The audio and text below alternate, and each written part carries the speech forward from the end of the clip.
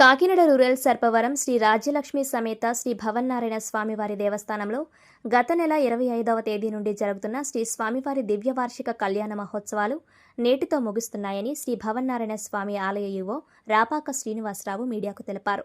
ఈ సందర్భంగా ఈవో రాపాక శ్రీనివాసరావు మాట్లాడుతూ స్థానిక ఎమ్మెల్యే పంతం నానాజీ, ఉన్నతాధికారులు, గ్రామ పెద్దల సహకారంతో శ్రీ స్వామివారి కళ్యాణ మహోత్సవాలు ఘనంగా జరిగాయన్నారు.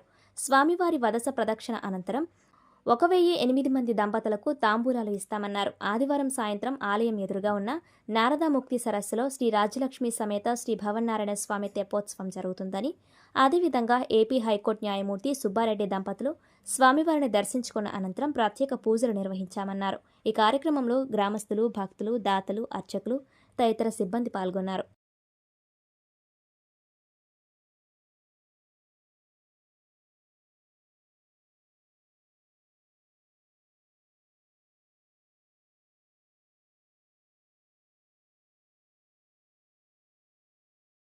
జై శ్రీ భవనారాయణయ్య.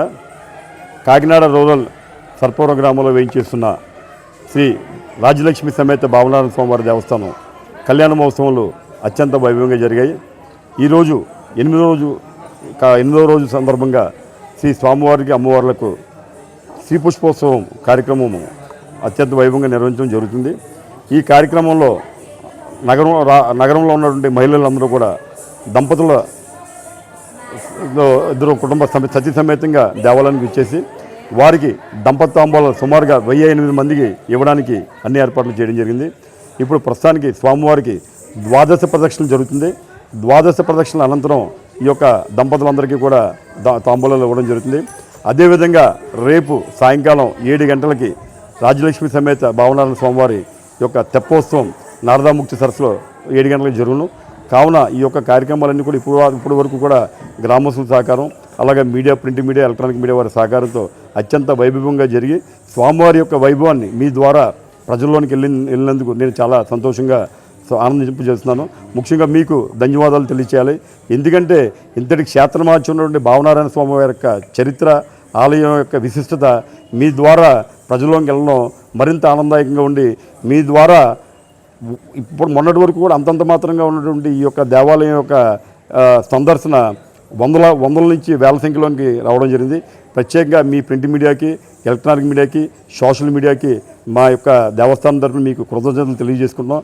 అదేవిధంగా మీ సహకారం ఈ యొక్క దేవస్థానం మీద మంచి అభివృద్ధి చెందే విధంగా మీరు సహకారం చేయాలని మనసావాచకరణ కోరుకుంటూ సెలవు తీసుకున్నాం. జై శ్రీ భవనారాయణ. సాంస్కృతిక కార్యక్రమాలు ప్రతిరోజు కూడా ఒక్కొక్క రోజుకు ఒక కార్యక్రమం సాంస్కృతిక కార్యక్రమం చేరడం జరిగింది. ఈరోజు కూచిపూడి భరతనాట్య కార్యక్రమం కూడా పిల్లలతో ఏర్పాటు చేయడింది. ఈ కార్యక్రమానికి ముఖ్యంగా మాకు అన్ని విధాలుగా సహకరించిన వారు మన నానాజీ గారు, అలాగే మా దేవాదాయ శాఖ అధికారులు, ఉన్నతాధికారులు, వివిధ డిపార్ట్మెంట్లు, గ్రామస్తులు అందరూ కూడా ఈ యొక్క కార్యక్రమాన్ని దిగ్విజయంగా నెరవేరడానికి సహకారం చేస్తున్నారు. ఏదైనా చిన్న పొరపాట్లు కానీ ఉంటే అది అన్యదా భావించకుండా స్వామివారి యొక్క విశిష్టతను తెలిసే విధంగా మీరు తెలియజేయాలని మనస్ఫూర్తిగా కోరుకుంటూ జై శ్రీ భవనారాయణ.